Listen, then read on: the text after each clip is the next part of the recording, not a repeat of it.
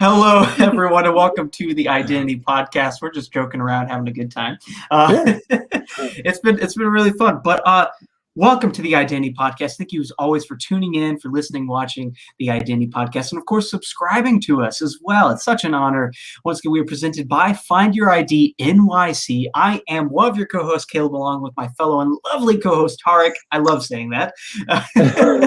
I love when you say it, man. Well, that's an honor. Well, it's been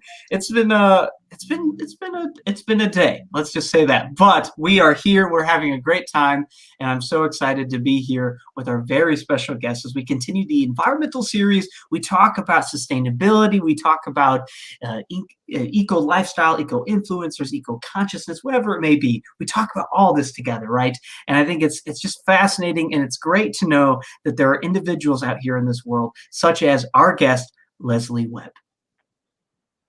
Hi, Lesley. How are you? Hi, great. How are you doing? Hello. What's up?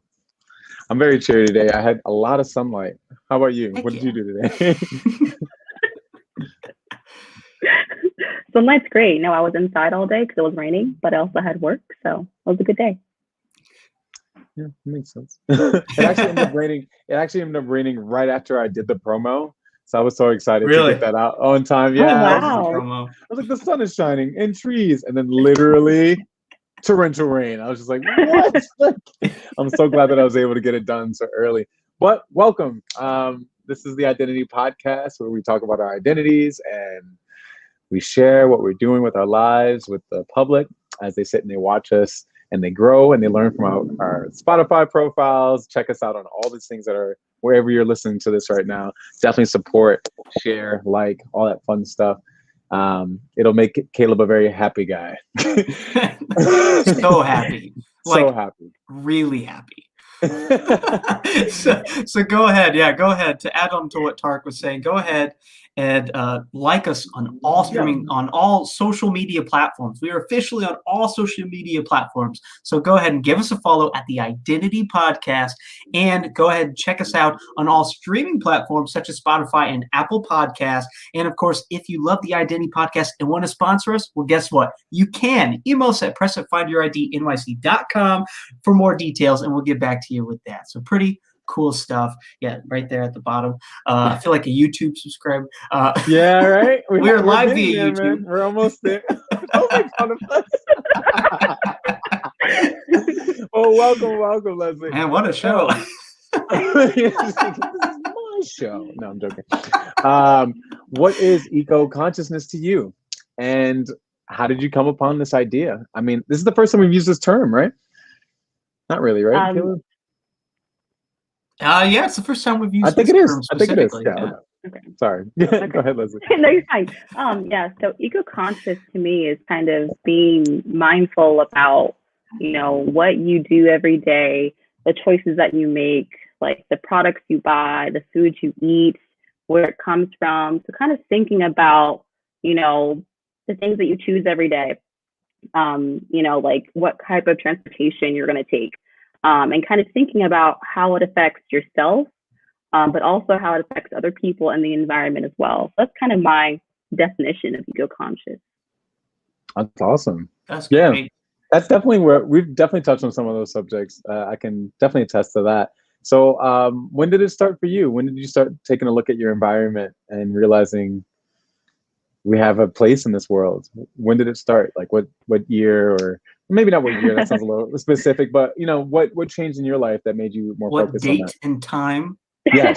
Your coordinates? When did you plant your first tree? Well, I think back to when I remember when I was 5 years old. We're gonna start there.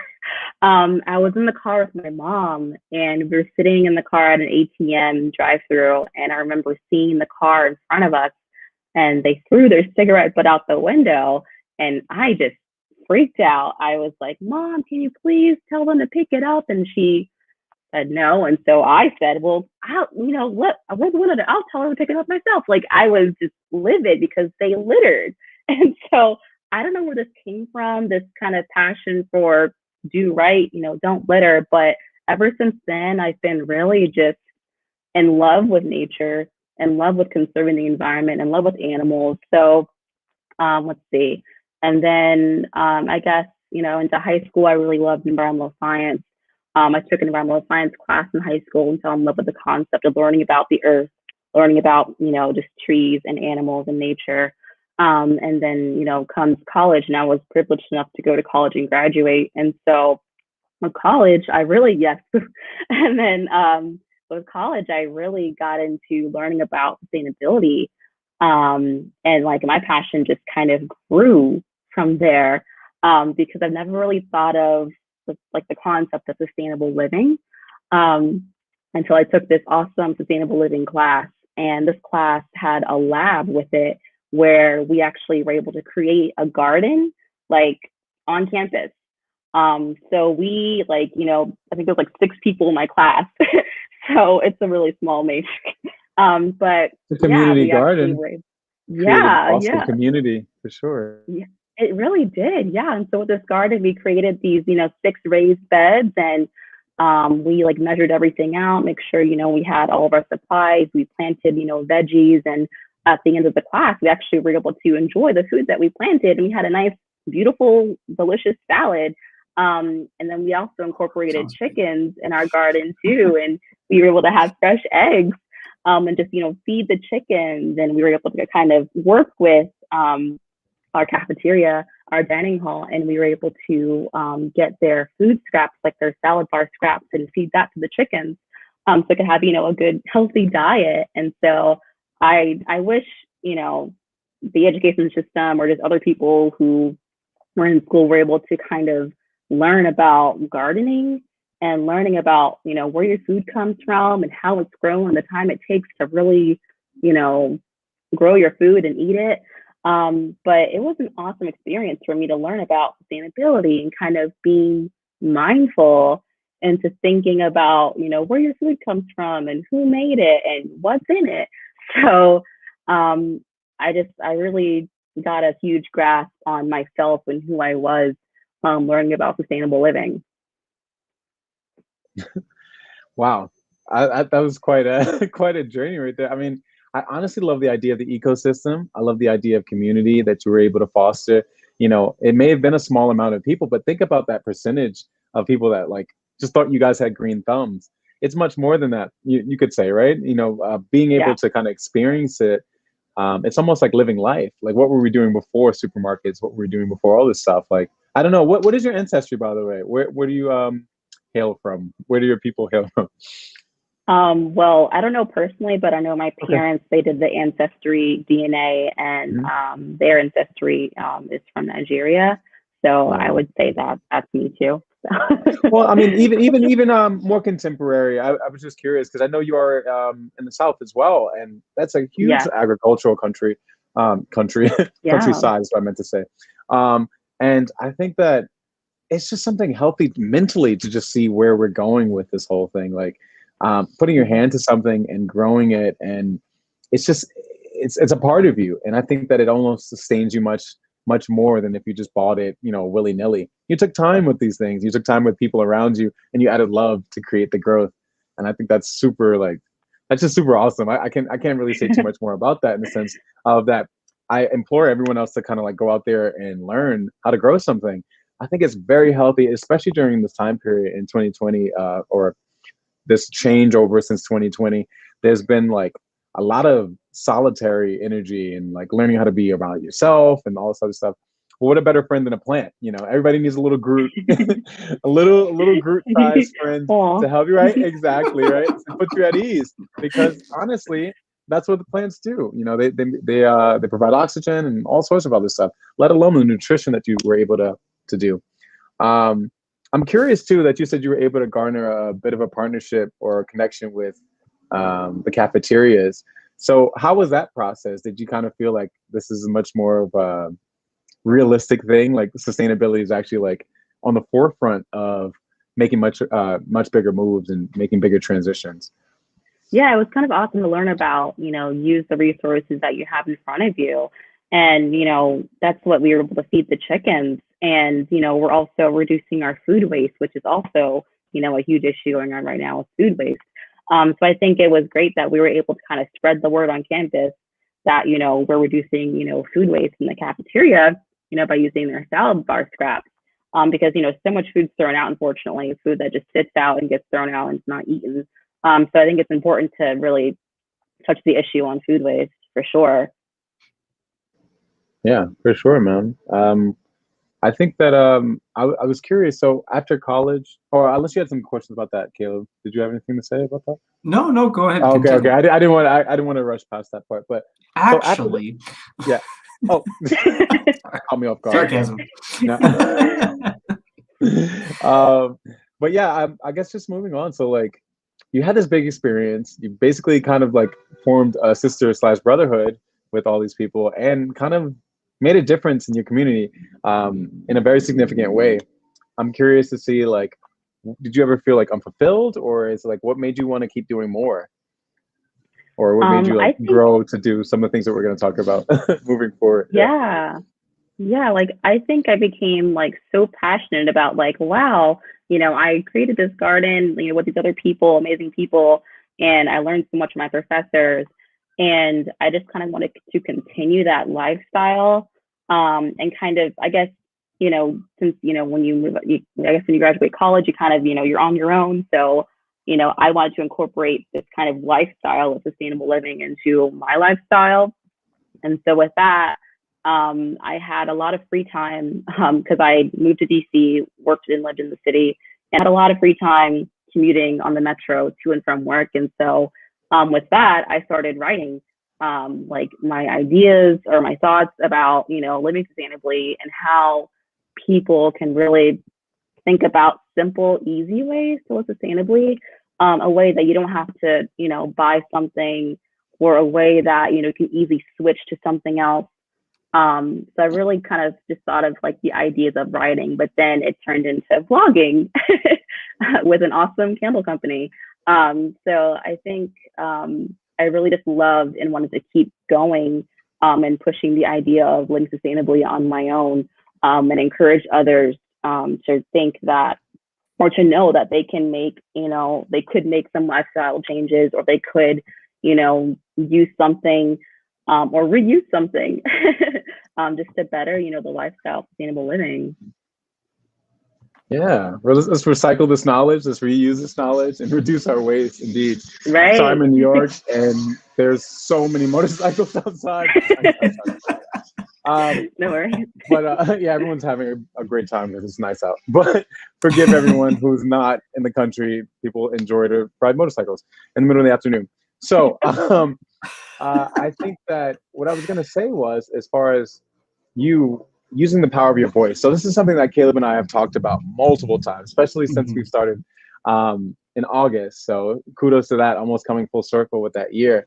I think, thank you. I think our biggest thing has been, like, we have such powerful people that come on this show at any given point in time, including you as well.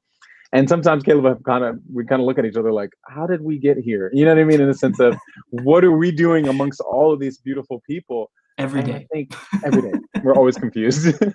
But the reality of what I'm trying to highlight is that we're using the power of our voice and the power of our own, circumstance, as well as our connections, to actually help people. And that's a lot of what you're doing as well, especially with blogging. Or do you vlog at all, or is it just blogging at this point? It's just blogging right now. It's blogging, okay. Yes. Well, yeah, just blogging and writing stuff down. I mean, I'm on the subway quite a bit, and if I wrote some of these ideas down, maybe I wouldn't be podcasting. But unfortunately, everything comes off the top of my head.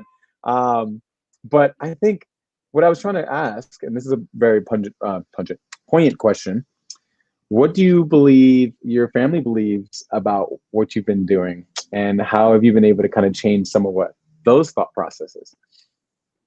That's a really good cigarette butt, That's a really great question. And I don't want to, call my family out or anyone else, but I did say family, sometimes... so you don't have to say like mom is really not.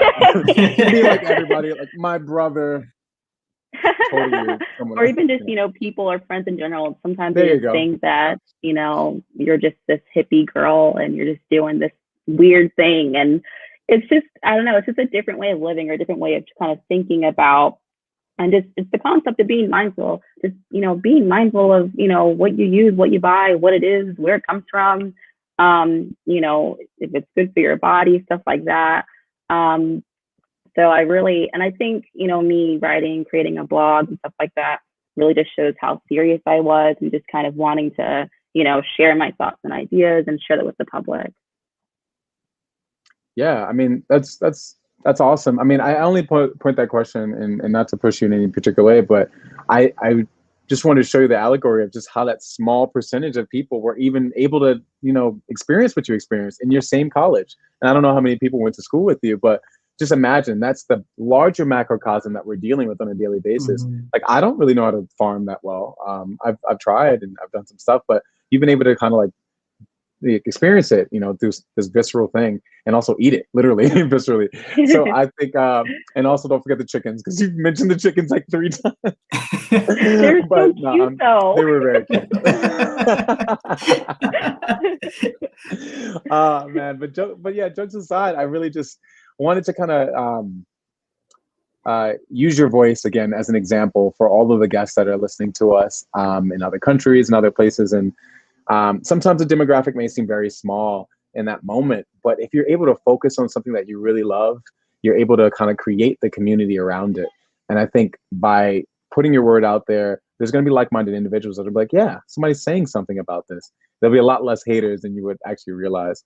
So I just wanted to highlight to everybody that, like, continue to push forward, continue to be conscious, eco-conscious and stuff, and making sure that everyone is, doing the best that they can in this process, because that's really what it is. We're here to just foster community. So, whether it be trash or growing or just using your voice, it can definitely work. So, what other ways have you practiced sustainability?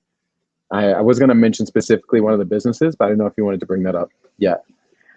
So I connected with Peace Stick Candles. It's a eco-friendly candle company, and they use non-toxic wax, and they use cotton wicks, and they reuse the jars. You can actually resend your jar back once you're done with your candle, and they'll reuse it, which is awesome. So I connected with them, and they're really close friends of mine as well. And I, showed them some of my writings and my blogs, because I started, blogging about, alternative options, to reduce your waste, or alternative options of, like, where you buy your groceries, or, what you use every day. And they were totally for putting, my blogs on their website. So I was really grateful for that, just to kind of put my words out there just like that. Because I didn't have I don't have a website of my own. I have my Instagram page, and I have the blogs on Peace State's website. So that's how I kind of started off last year, actually, is when they officially went live on Peace State's website, my blogs, because, being quarantined, I kind of had more time to myself, more time to think, and more time to kind of work on myself and who I really was as a person. And I feel like I really grew in the sector of kind of educating myself more about the environment and environmental justice, and learning that I had a voice, and learning that people care and people want to hear you and people want to learn from other people. And I think it's awesome that we can kind of just connect in all different ways, especially virtually. So that's where I started. Yeah, I mean, think about it. Like, how would we have gotten here unless you made those decisions in the past? And that's often how I tell Caleb, we make these not small steps, but we make steps. And it's something I've been dealing with a lot through my life. So get into the counseling part of the podcast. But I think that, it's very easy to see these very daunting tasks. Like, let's just save the entire world, like, tomorrow. It can be very overwhelming, especially if you're doing it by yourself. So I think that, taking these much smaller chunks and taking out time to be with yourself and learning what you can actually do and what you can provide, and also valuing your voice, like you said, before you even said a word. I had a lot of issues in the beginning about what I was talking about, but Caleb encouraged me and I encouraged him, and then more people encouraged us, and then so on and so on. And now we're here. So I think that that's how we got here. We floated here. Yes. All I did was smile. Oh God. But yeah, I just say that to say like I just want to encourage people like, you know, what inspires you to write? I guess that's another question that I had for you. So I know the train is so like what's like, okay, I'm gonna go write about this. Like, what about your most recent thing? I feel like we could bring up something like that. What was the most recent piece that you wrote? Oh, let me think about that for a second. Let's see if I remember. Because I have, you know, like I kind of write in advance, so I have things saved. I see. So I can't really pinpoint the last thing I wrote about. Oh, yeah, I remember now. Okay, so I wrote about being sustainable in a hygiene way in the bathroom, and so I wanted to kind of, you know, get personal about, you know, the things that we use in the bathroom, you know, such as water usage, such as, you know, the products we use, and the packaging that our products come in, and then also, you know, our toothbrushes and, you know, where they come from, if they're plastic or bamboo. So I kind of talk about thinking about what you can do during your bathroom routine to be a little bit more sustainable. And I always try to think of like something really simple or easy, but I know that, you know, not everyone has access to simple and easy tasks. So I just try to really think about what can be like a possible switch. So I thought about having, you know, the shower gel that you use just could be a, you know, a bar of soap, and that reduces your waste completely. You know, so, and I think about also the products that we buy, hygiene wise, of where they come from. And so I like buy my hygiene products from a local store in DC. And I think that's like supporting a small business for any kind of products is always like, yes, do it. Because I don't know, it's just like you want to support the people around you. And yes, it's easy to go to the store and buy whatever, but it's also, it's just, I don't want to say it's good to do this. Like, it means something different when you know that the person that, you know, you're talking with made this for you, and you know what the ingredients are. They could be simple or easier ingredients to even learn to understand and to know. So I really try to simplify, you know, the products that I use, and making sure like I understand the ingredients and what they are, and, you know, not, you know, I don't have everything. I don't know all the ingredients in my stuff, but, you know, the things that I can control, like my soap, like I can easily get that. So I think it's just kind of about thinking what little changes you can really make in your routines. So that's when I talked about bathroom routine. Wow, that's awesome. Great. Yeah. Do you I use charcoal toothpaste. I love it. Oh, that's awesome. Charcoal and moringa seed. There's like this 5-in-1 thing. Ooh. You know that one, Caleb? Yeah, I do know what you're talking about, actually. Yeah. It's really good. I really enjoy it. And I also use a BPA-free toothbrush. Yes. So that definitely helps a lot. Look at you go, Tark. I'm going. Love it. Yes. Wait, can you explain why maybe liquid gel is so bad? Because I know some people that use Dr. Barner's or like Castile soap or stuff like that. Yeah.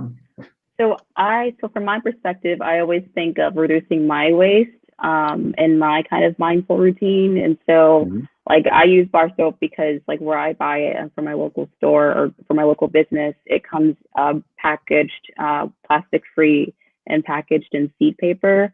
And so I just think about reducing my waste as something that I can do to contribute to the environment and myself and others. And also, you know, I like the ingredients that the bar soap uses as well. It's all natural. So I was just thinking about ingredients and how it's packaged just to reduce my waste, because that's something that I'm really passionate about, is reducing my waste. But I'm not gonna like put down anyone who uses, you know, shower gel. Ooh, like it doesn't matter. It's like, you know, sustainability is really just on your own terms and where you can start. You know, it doesn't have to be one way. There's no one way to be sustainable.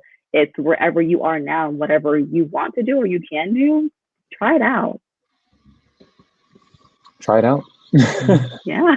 No, I completely agree with you there, Lesley. That is like, I think that's something that I personally have really tried to get the point across throughout this series is like, being sustainable is your own thing, but there's definitely, a level to where we can all be sustainable in our own ways, and we can all continue to try and be better, right?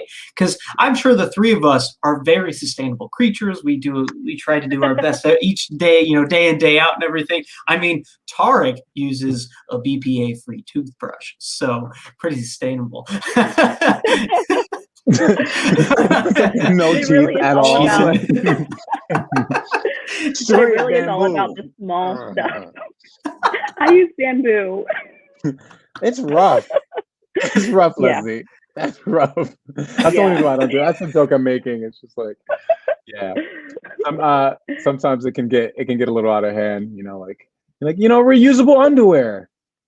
All that stuff. Like, no, you're not into it. Not into There it. was what was it? There was a couple shows ago where we had someone on the show and they were talking about like underwear or swimsuit. It was like water bottles, recyclable water bottles being turned into a swimsuit. Oh, I remember Yes. that. I remember Yes. that. It was I remember it that. was so It looked cool fascinating. though. Yeah, it it looked was really so cool though. fascinating. Yeah. And this company does that. Like they take different recyclables and they create clothing out of it, like water bottles That's turned awesome. into a swimsuit, and I think it was some sort of other plastic turned into like jeans or like a jacket or anything. Or like a bag or a couple of different things. Yeah. Just so cool. And I think that's really important. And to, I guess, finish what I was saying before we joked, but with what you're saying, Lesley, I completely agree with you, and I feel that this show is a great way for us to be able to talk about this, because as Tarek mentioned at the beginning of the show, is like, this is an opportunity for us to use our voices, right? Because we can go do these things. We can do it on a daily basis, and we can be sustainable creatures, and we can promote it on our social media, but we also get to do this as a podcast and be able to talk and share our voices and say, this is how we do it.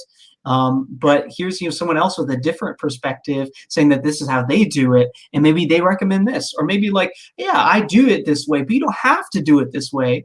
But it's like, create your own thing as well, being sustainable. We've had so many guests throughout the series that have been able to bring a new perspective to light, and it's awesome. It's fascinating. We have you as a sustainability editor. We have individuals that have been, they have their own organization that's all about picking up trash and being sustainable with it. And we have eco-influencers, and we have eco fashion designers, sustainable fashion designers, and environmental advocates, whatever it may be. These individuals doing their own thing, doing their niches, and they're discovering themselves. And I guess this leads into my question finally. But with this. And your journey in finding this passion of writing and being able to edit and talk about sustainability, another passion of yours, where does this line of your love for writing come from? Does it stem from sustainability, and so you love to write about it as well? Or do you simply where does your love of writing come from? That's a great question, Caleb.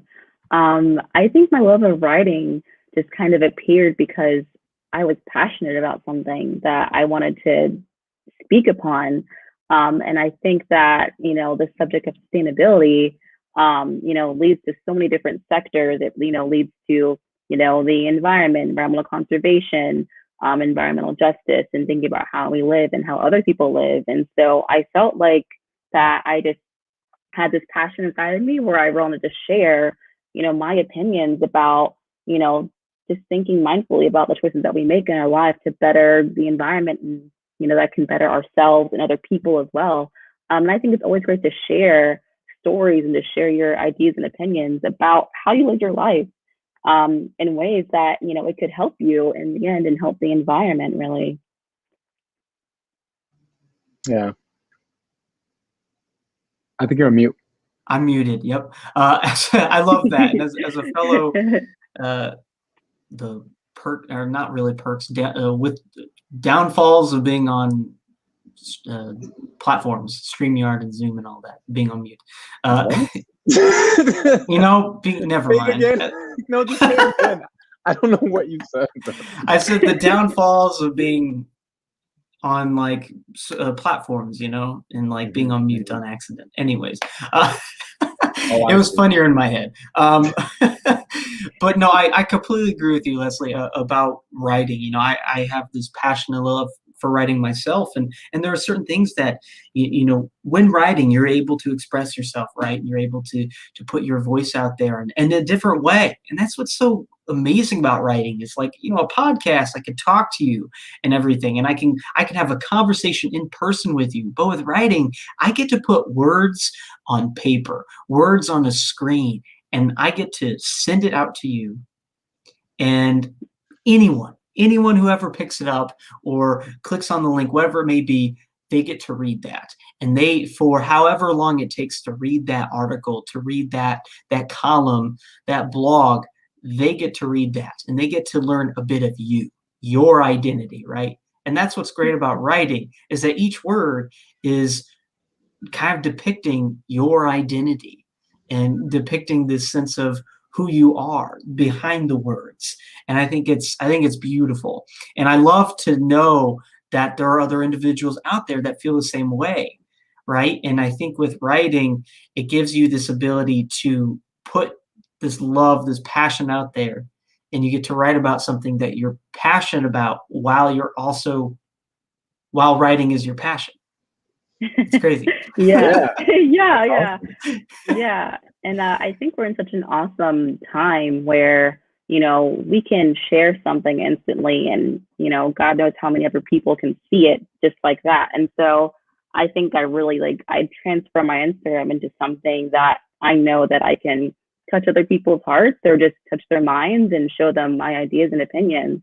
And so quickly and with a vast amount of people. So I love just the platform of Instagram that it gave me to really use it in a way that I can, spread some opinions and education about, sustainability and conservation and just kind of, enjoying or just being able to think about nature and just to be able to remind ourselves to, take a break and get outside and just, if you can go on a walk and just kind of, just kind of recalculate your mind into, thinking about how you live your life and what you can do just to better your mindset. And that kind of ties into mindfulness, which is what I also love to just talk and write about and kind of incorporate into sustainability, which is kind of being mindful about, what we, feed our bodies and we feed our minds when it comes to sustainability.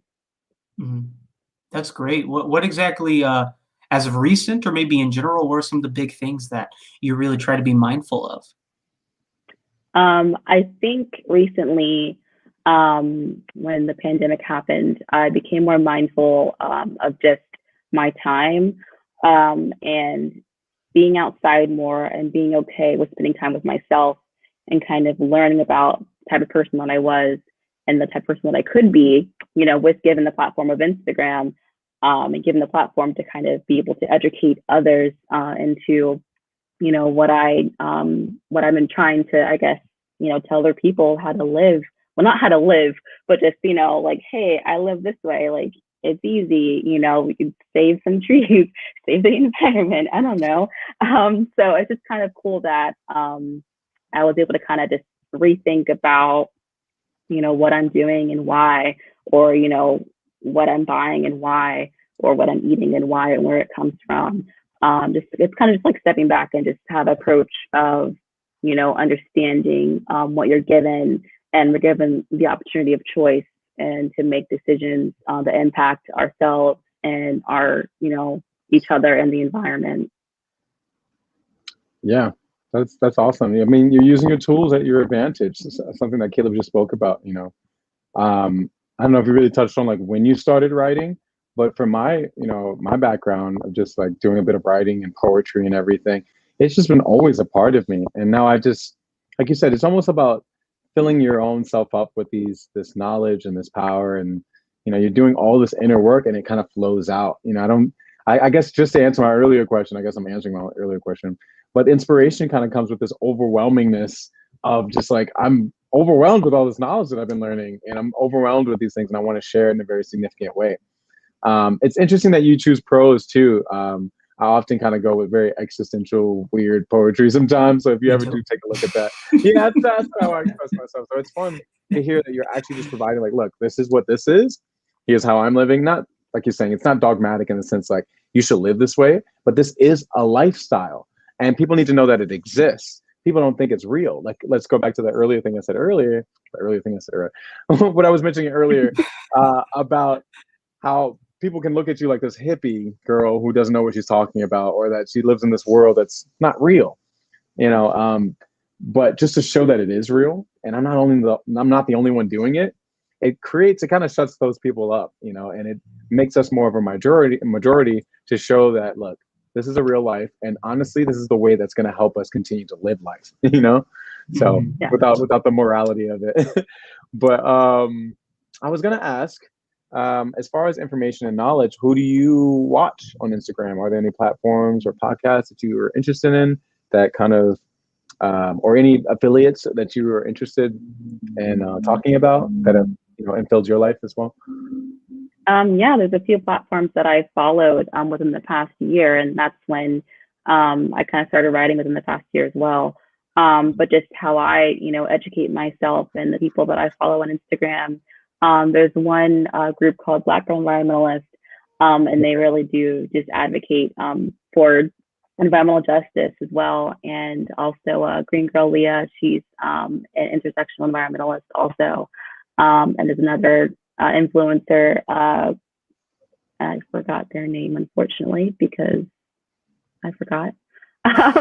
But there's lots of, I've, been able to really do research and really, find people that look like me and also care about the environment, which is what I never really saw growing up.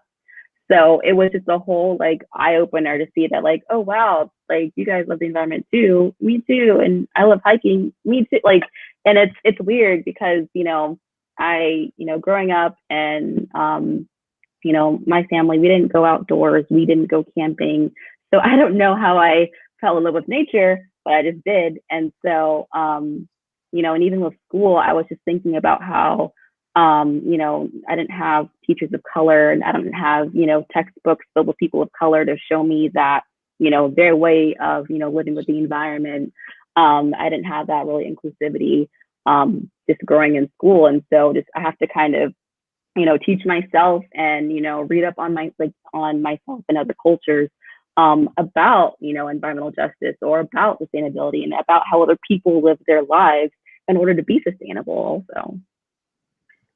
Yeah, you touched on something really interesting, and that just brings up another question. But just to kind of debunk some of the stuff you were saying, or just like reflect, you're exactly right. Without the right, at least they say, like, without the a priori data that we see through empirical evidence, or through our eyes, or our ears, or just living in a certain environment. It's like, how did we get here? And that's kind of the same thing I was saying earlier. And I just think it's not to be punny, but it's natural.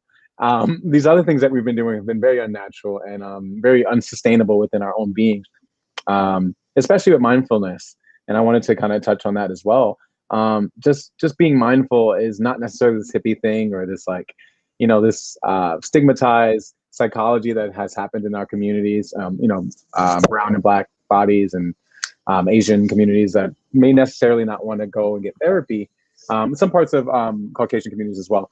But I think there's a certain stigma that is kind of being removed as we're kind of, moving into our, forward thinking, because now you're one of the influencers and I am. And, just by us stepping out, we're creating more of those voices for people to look up to that may not have the resources to kind of, do that. So, kudos to you for stepping out in a world as a pioneer in a way that, like, is not easy. I guess I bring that full circle to ask kind of like, how have you combined, your gender, your race, and all of this into this big amorphous blob of mindfulness, as well as sustainability? Because ultimately, this is the Identity Podcast, and these are all things that you identify as. So can you explain a little bit more about that? And how that has changed, because I do think Green Girl Leah is awesome, by the way. I meant to tell you to answer that. She's like super popular, but she's Yes. like very to herself, which is ironic that she's so popular, because she really just is like really focused on what she's like really into, but she markets well. So that's helpful too. So shout out to her if she ever does watch this podcast. Yes. But I think that it has become a different face. It's not just the tree huggers anymore, or the, you know, the non-for-profits that have all this organization. It's very much a grassroots thing, you know, right, Caleb? Like we're doing it on a daily basis. So how do you feel that mindfulness has played a part, basically, is my bigger question. How do you feel that mindfulness has played a part in your development and your identity as in your gender and your race? That's a great question. So I really think that, you know, environmental justice really came to light a lot, especially last year. But even in the sector of, you know, all these, you know, Black and brown environmentalists, you know, just popping up, finally being seen, really and shown. We also have to kind of think about the people who really are affected by climate change first, or the people who are on the frontline communities, people of lower income, and people, unfortunately, Black and brown folks as well. You know, who live in communities that could be, you know, close to where there's, you know, possible, you know, flooding and, you know, a sea level rise, or just in communities where there aren't green spaces and where levels of temperature are higher, unfortunately. And also just thinking about communities that, you know, are in these areas of food deserts. You don't have access to grocery stores and decent food, you know, within a few miles of where they live. And so I really just thought about the concept that, you know, it's great that I'm given this platform, and I feel like I'm privileged to get this platform. And I felt like that I needed to, you know, spread the word, and really put myself out there. And I was just so scared to put my name out there and put my blogs out there, but I did anyways, because I knew that that was what I was supposed to do. And I know, and I want other people, you know, who are also environmentalists or who also are curious about environmentalism, to really understand and know that, you know, it's okay to, you know, spread the word about, you know, loving plants, or, you know, you talking about how, you know, you want to start growing your own food. I think it's awesome to spread the word and really educate each other, because I feel like even the platform of Instagram, the platform for podcasts, is really just, we're learning about each other, we're educating others. I think that's just an awesome just take on everything, is that we're just kind of like a whole sector for learning and understanding, and just kind of having a new way of thinking.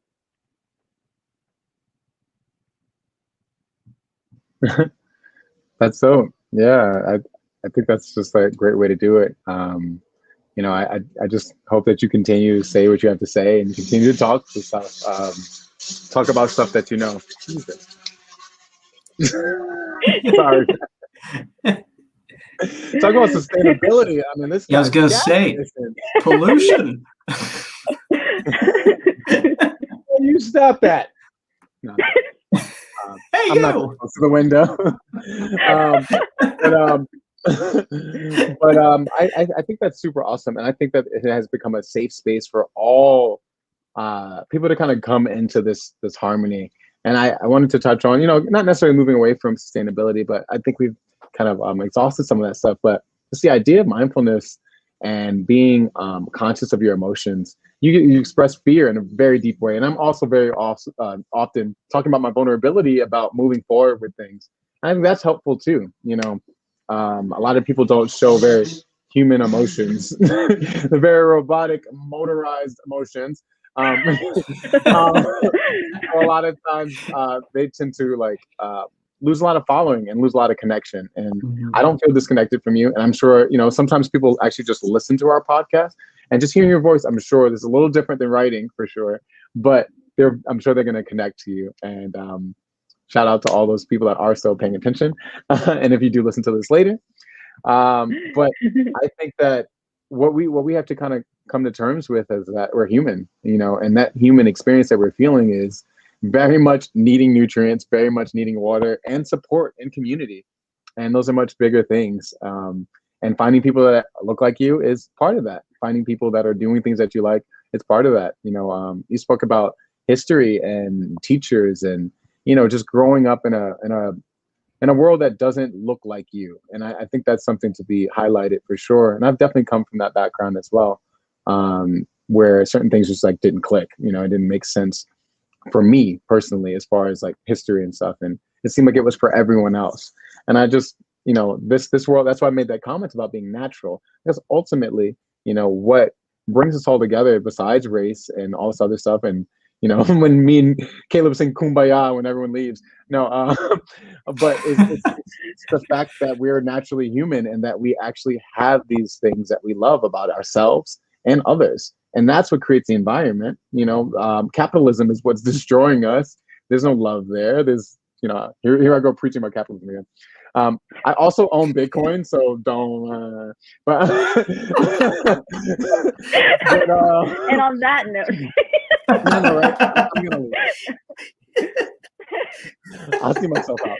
No, but I think what we're, you know, even the mass migration of everyone moving to the south or away from bigger cities is putting us in a space that like we can all start to kind of like have communal land and resources. So that's all I wanted to highlight. So anyone that has felt like, you know, they don't fit in with their community, anyone that is still trying to start their own business, anybody that's trying to start to do something, definitely know we did it afraid, and that's why we're here. So, you know, cut it out and just move forward, you know. And I don't even mean like actually do it. I just mean like change the consciousness within your being, you know. On top of being eco-conscious, we have to be very self-conscious of what we're doing as well. Not in a anxiety type of way, but, you know, with how we move in our life and how we spend our time and what we do with that time. Yeah, Well said. I totally agree. Yeah, I appreciate that. Yeah, I was like, I'm gonna keep going, but I want to hear what you guys have to say. Oh man, so this is my question is: would you start another community garden? Oh my gosh, yes. You would? That would be amazing. Yeah, I think like the hardest part is when you know, have the privilege to leave and graduate college is that you're on your own and you don't have a teacher to tell you what to do or do this, do that. You have to kind of, you know, go read a book for yourself and learn for yourself now, and you're not great on it. So it's the concept of knowing that you have the responsibility to really make a difference if you want to. And so I would definitely, I already have two awesome people from Peaceake who are the owners of Peaceake who would love to make a garden with me. Yeah. So I'm totally down for it. And I try to do what I can in kind of growing food. So recently I started growing my own green onions, and I thought it was easy to put them in a jar with water. Please explain how you did that. Yeah. Oh, it's literally just okay. Yeah, I just bought some fresh green onions, and I put them in a jar with water and filled it up to like about the stem where the white part ends, and changed the water out every 2 days, I think. And they grow super duper fast, and they were amazing and delicious. Awesome. So That is awesome. try it out. I love onions. Yeah. I'll definitely check that out. And that's also sustainable financially too, right? You just like don't need any more. Yeah, I love that. I love that aspect of it. You know, just to go back on my rant about capitalism, but from what I've gathered and I've learned, you know, not to get too religious or spiritual, I'm going, that the earth or land that we provide actually brings so many resources. It's one of the most sustainable things in this world. You know, as much as I think about Bitcoin and stocks and all this other fun stuff, if I actually realized like even buying a plot of land and just like having a community garden, that'll be there forever. It'll literally have you eating forever. And I think that's what we're kind of getting into. Like some of these like single use things, the temporary aspects of existence is becoming very much a thing of the past, I think. So longevity, man, that's what we're here for. Yes, definitely. Yeah, so you're gonna, I feel. No. I'm gonna save my joke for later. You go. Okay, but to add on to what you're saying, Lesley and Tark as well, this community garden. What's kind of interesting, and you can kind of create an analogy almost compared to life, is the garden is going to last forever as long as you take care of it, right? Yes. And life continues as long as you take care of it, and as long as you continue to, the cycle of life, the circle of life is going to continue as long as we are able to take care of the land that we are on, right? Right. That was very existential. But Oh, that was good. I love it. Love it. thank you, thank you. And this mindset I think is a great mindset to have, to be able to realize, we ourselves are kind of like our garden. We as humans are a garden. We're a part of this larger community garden that is, we're growing, we're watering ourselves, and we're growing, and we're planting the seeds, which could be created as children, maybe family could be seen and portrayed as maybe our interest, our hobbies, as we span into other things, anything like that. We and ourselves are a part of this large community garden. And I think that's what's beautiful about sustainability and being eco-conscious and having this eco lifestyle, is the fact that we are simply taking a step back from just a first person perspective, and we are looking at it almost in the third person, and we are looking at what what we have on this world, what the world has given us, right? This earth, and looking at it and being able to realize how we can give back, or what we need to do to give back. And I think, it could be something as simple as blogging. It could be talking about it on social media. It could be whatever it is. But you, Lesley, have found something to help grow the garden, and that's writing. Grow the garden. Boom. Wow. That was amazing, Caleb. Thank you. I don't know how I do it. I'm kidding. Grow the garden. Good highlight for the day, for sure. Yes. Did you want to share anything else, Lesley? I did want to kind of touch on activism. Yes. And I was just thinking that, there's no one way to be an activist. Some people can march, and some people can educate, some people can organize groups and create campaigns. But, there's no one way to be a certain activist. You can do what you can. So I think it's, you can even, write to your senator. There's last week there was this website that I was able to write to my senator about banning plastic bags in Maryland, and so I did. Wow. So it's really simple. Yeah, just these simple, things that we can, look to, and we just have to do our research on kind of finding ways to kind of put our voice out there to try to make a difference, in the world or in our community. Because I think that's a huge importance of community aspects of, making sure your community is taken care of, and the people are taking care of your community as well. And so I always think about, educating yourself on, who's your governor, who's your senator, who is, managing your community, and really know that you can make a difference, and by voicing your opinion to what you want to see or what you want done. So I think it's also important to really educate ourselves. And, even during the pandemic, I, started, educating myself a lot more by watching panels and listening to podcasts, and, kind of like having a schedule of like, oh, this podcast, this panel, it's about this, it's about that. So I would just schedule my time when I had free time to listen and learn from, these experts, or just, these people or influencers who's making a difference, and who can really educate us, on what's going on or what to do to make a difference. Yeah. Yeah. Shout out to research and doing the diligent work to actually be an activist. A lot of stuff we mentioned kind of earlier, not necessarily as passive, but it's definitely much more on a smaller scale and stuff that affects us on a daily basis, and our perfect emissions and carbon emissions and waste management and stuff. But I think that there is more. There's definitely more out there. We don't want to daunt anybody, but you definitely can write letters. You definitely can, like I said, start a garden, or get involved with a garden, or get involved with another community that's already starting to do stuff. Like, some of our friends that I guess we can mention later, that are doing great things that we've mentioned on this show. And I think that it does matter. It really does matter to kind of push forward. You kind of mentioned like you can do it, kind of push forward and try to go look forward for it. And that's definitely helpful for me too, because I think there's a lot more I could be doing as well, for sure. So the joke I was gonna say, not to, was when are we getting this award-winning Hawaiian shirt, man? Oh, I don't know if it's award-winning, but I It's can not grab it.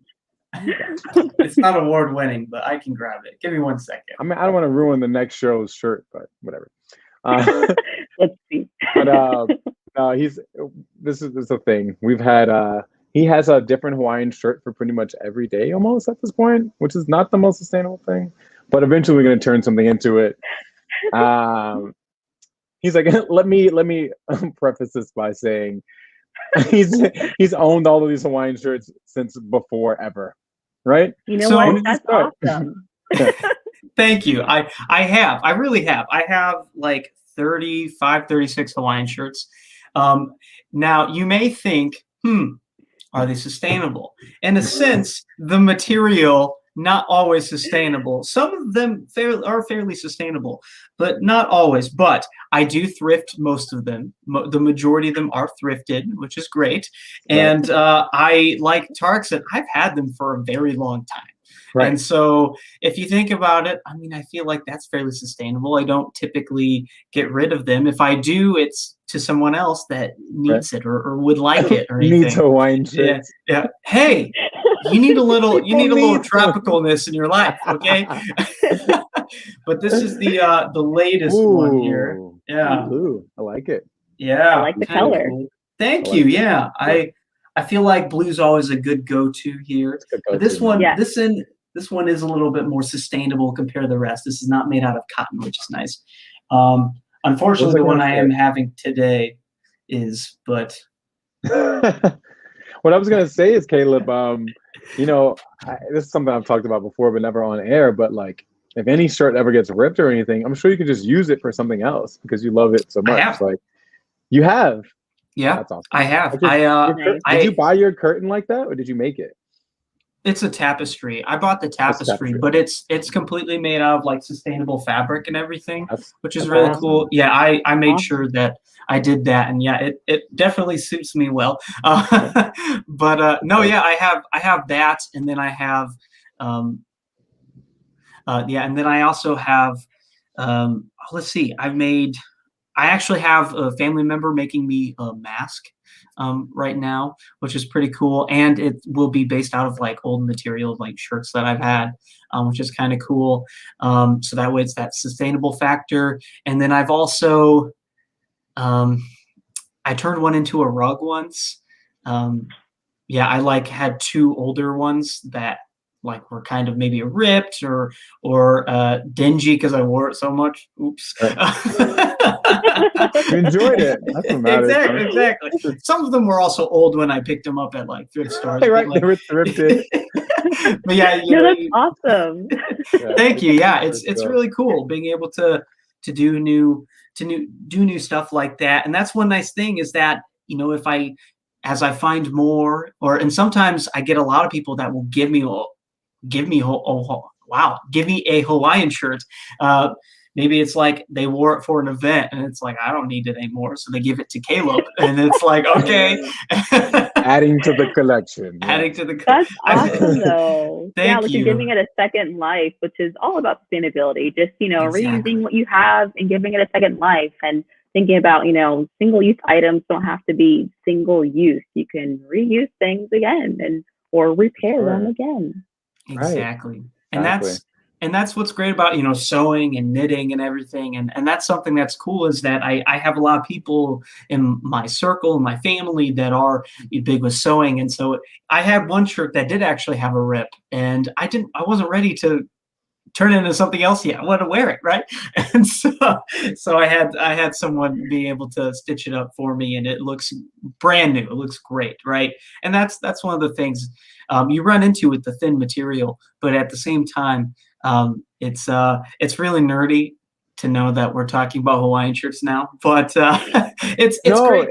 It's great because it does have that sustainability factor as we're mentioning. that's what I was gonna say. Yeah. Yeah. I was that's gonna awesome. say two things. Great idea. Like if she does want to, I don't know if it's your aunt or whatever, if she still wants to like make those, we can definitely start offering them too on our website. So keep that in mind. Look, Caleb's doing a thing. He's doing a thing. he's got a whole strategy when he does that, by the way. But Nope the time. other thing I was gonna, what I was gonna say was, second to that is basically the fact that I want to just call highlight to like all these like old timey like skill sets that are kind of becoming more and more apparent nowadays. With you learning, Lesley, learning how to do farming. I mean, that's time immemorial. Obviously, we've been learning the farm, but even stitching and sewing, like fast fashion is machine printed mostly. That's why everybody's clothes look the same. So without artisans and all this other aspect of people that have been kind of pushed to the side, the mom and pop stores, even some thrifting stores have gone out of business.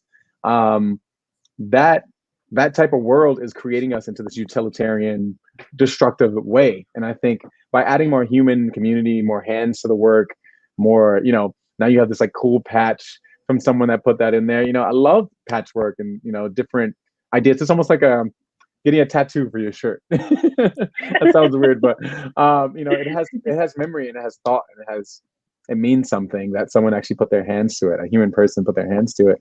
So I just highlighting that some of those more archaic skills like that were kind of taken out of school, like home ec and like learning how to cook sustainable food and like all this other stuff was, not necessarily maybe by design, but has pushed a lot of people away from, the reality of what we're living in a much more natural state. If we were somewhere lost and, we happen to just have a sewing kit, I guarantee you we could make like loincloth and like all this other stuff and, kind of make a sustainable life. I really truly feel like we've become dependent upon the worlds that we're living in, especially because I'm from the city. So I could speak on it a little more, but people are very dependent on the supermarket and the local corner stores and some of that stuff has been sitting there for years. People still eat that stuff. But I think that just as we come to a close, for the hour mark, I just wanted to make sure that people also implore, any ideas of writing skills or sewing or, whatever it may be that actually will actually help, create better things as well. That in itself is sustainable to yourself, Yeah. Yes, definitely. Yeah, I definitely want to encourage people to really think about, you can grow your own food. I have, green onions sitting like on the counter in my kitchen and it's not close to a window. It's like, and they still grow. So, I mean, you don't have to have a huge backyard to be able to grow a garden. There are ways that you can, grow container veggies and just, have a container, put soil, put your seeds and, see what happens. So I think it's important to try it out and really know that, you can grow something if you just try. And if you fail, it's okay because you can try again. Exactly. Yeah, plants are pretty unforgiving sometimes, but they always do grow. Yeah, especially if you take a piece of it and then just start over. You do a couple cloning process, you'll get the right formula for sure. Yeah. I didn't want to say it today because you make fun of me, but do the thing. Do the thing. Well, it's been honestly, this has been a really great episode. It really has been. It's been a lot of fun. I've learned so much, and we've just had a great time. And I think it's been very insightful, and I hope it's been insightful for yourself, Lesley, Tarek, and all of our subscribers, our listeners, and viewers. Thank you for everyone who's been tuning in. We've had a large crowd tonight, and so very grateful for everyone coming in and out. And we hope everyone who listens to the podcast that they enjoyed as well. It's been a great time. So thank you again, Lesley, for coming on to the show. We're so grateful for you, and we can't wait to continue to discover your identity and have you back on. Thank you so much for having me. I really appreciate it. Thank you so much. Well, thank you again. It's absolutely an honor, and I think I interrupted Tarek. What were you gonna say? No, I was just gonna say thank you. Thank you for being my friend. No. Yes. Right? He's feeling it. I'm feeling it. Let's go. But yeah, it's been a great show. So thank you as always for listening and watching the Identity Podcast. Once again, presented and brought to you by Find Your ID NYC. Don't forget to go ahead and follow the Identity Podcast on all social media platforms and check us out check out our podcast on all streaming platforms. We are available on all streaming platforms, including Spotify and Google Podcasts and Apple Podcasts, all those platforms. We're out there.